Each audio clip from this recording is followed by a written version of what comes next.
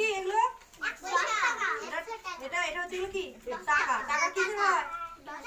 টাকাটা কিসের? 100 টাকা তো বুঝবে না। এটা কি? এটা কিসের? এটা কি জিনিস? টাকা তো বুঝবে। এটা কি? কাগজের। এটা তো কাগজ একটা। এটা কাগজে। এটা তাহলে কত হচ্ছে? এটা কত হচ্ছে? 100 মানে 100 মানে 100 টাকা। এটা এটা কত টাকা বলো? 20 20 মানে 20 টাকার নোট। এটা তাই তো? 20 টাকার নোট। এইটা দেখো কি আছে? এটা 10 কি হয়?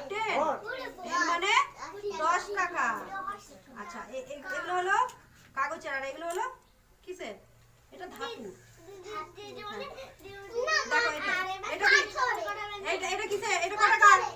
এটা এটা 5 টাকা না? কত লেখা আছে দেখো? 2 লেখা আছে এরকম করে। দুটো আঙুল দেখাচ্ছে দেখো।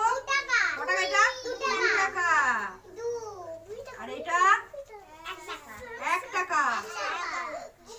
এটা হলো 1 টাকা। ঠিক আছে তো? আচ্ছা তাহলে আমরা এগুলো কি ছিল? টাকা পয়সা তাই তো? আমরা দোকানে গেলে দোকানে দিকে তো দিতে হবে না। দোকানে বলবে কেন? আমরা যদি কেউ 10 টাকা দিয়ে দিব তাহলে আমাদের কি হবে? লস হয়ে যাবে তো 10 টাকা। তাহলে আমাদেরকে তো টাকাগুলো চিনতে হবে।